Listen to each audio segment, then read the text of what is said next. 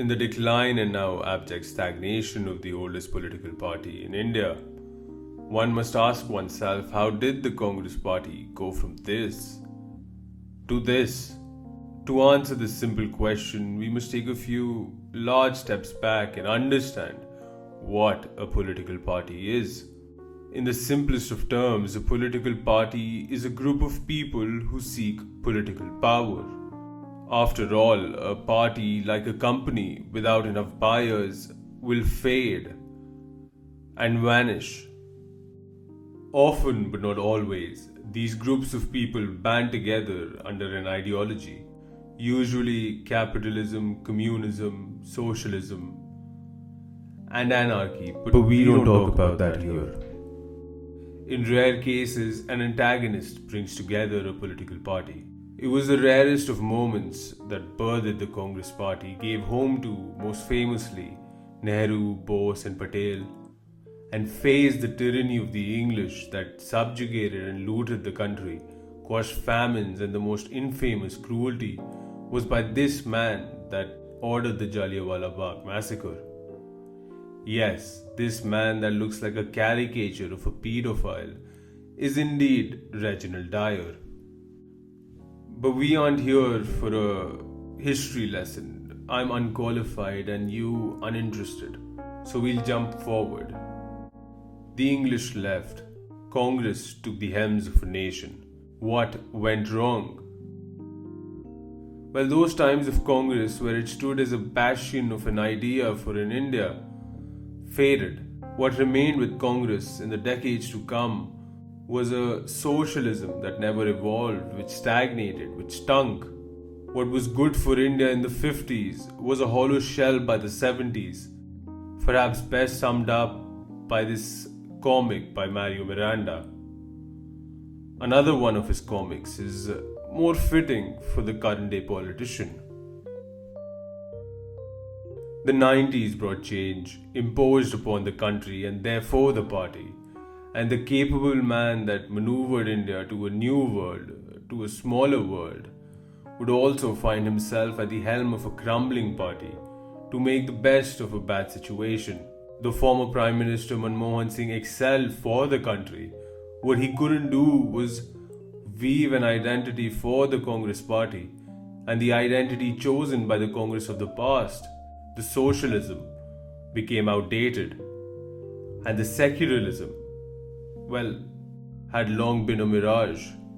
The last remnants of this illusion of identity cast by the Congress party and cast on the Congress party was this secular garb.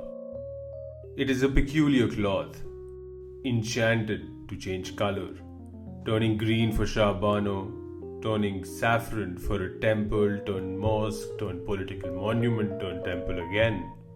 While the recent years haven't been good for the secular fabric of the country, but it has been worse still for the Congress. The cloth draped around the Congress party slips while the party huffs and puffs, trying to make something happen. This is where they stand now. They tie a thread one moment, turn to a cap the next in hopes to merely placate and attract an audience. A hollow, mechanical shell, almost like a corporation trying to cash in on the recent trends. Not really a square, not really a triangle, not really a circle, and seemingly unwilling to be any shape that could fit any possible puzzle. The grand old party is bereft of any clear idea of its identity, as it continues its free fall, brought down to such an extent that even its losses can no longer be bestowed upon a participation trophy. For more often than not, the party is not outmaneuvered, as it had been in 2014, but rather behaves as if it were a grand old baggage that not just the voters but other parties in alliance are finding too heavy to carry. Ideology or an antagonist. These are the threads that weave a political party together. And though its stalwarts represent distinct ideologies, but the party itself has discarded all and taken the position to oppose an antagonist, Narendra Modi, the giant whose shadow warms the rest of the otherwise mediocre BJP. Par Amit Shah in campaigning, Gadkari in work. At least somebody should give him some credit. The target for the Congress is clear, and Modi's baggage is aplenty. The blundering economy, the crumbling institutions, the obscure electoral bonds, PM care funds, divisive laws, or incompetent implementation of laws, all in all, at the very least, achieve a participation trophy. Well, why don't they? To defeat a villain is moral, and in face of the BJP, the Congress may advertise itself as the moral party. But it is the desperation that makes a hero captivating, that makes a hero a hero. Think back to your most detested villains. The reason you hated them was that they made you feel powerless. And the hero is one who is desperate to defeat the villain. An antagonist that does not breed desperation is not an antagonist enough. And the Congress party, with its rigid reluctance for drastic measures, even as outrageous as perhaps a new party president, Tharoor, Khurshid, or the many capable stalwarts of the Congress. The party instead goes back to the old, to the maligned, to the defeated, as if they fear this anger that they are trying to channel towards Narendra Modi. Afraid of it. For once the anger explodes, who knows what it will take as sacrifice? And in the hallowed halls of Congress, there are sacrosanct beings that the anger must not singe. And so the Congress party revels in comfort while the country is plundered. It cleanses the image of Modi, almost a Modi-Laundering institution. How many times do we see mistakes by the BJP where they merely press the Gandhi button and all seems to be forgotten? Arnab Goswami is pressing the Gandhi button right now. There is no upheaval in Congress. It does not reflect the country's mood. Modi is bad, they say. Nay, he is evil, but not so evil that we will change ourselves to defeat him. That while Modi is the greatest threat to democracy since Indira Gandhi, the Congress party, too big, too pristine, is too rigid to change.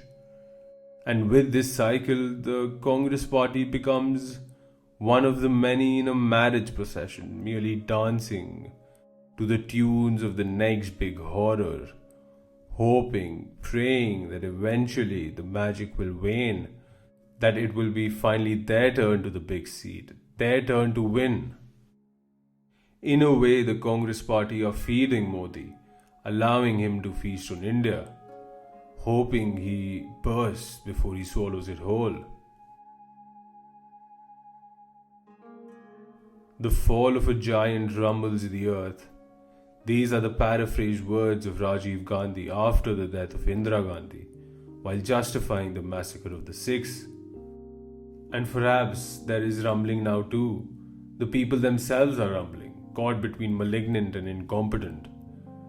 India is rumbling, its capital bringing protests with every winter, while the giant merely sits, afraid to stir, fearing who he may drop.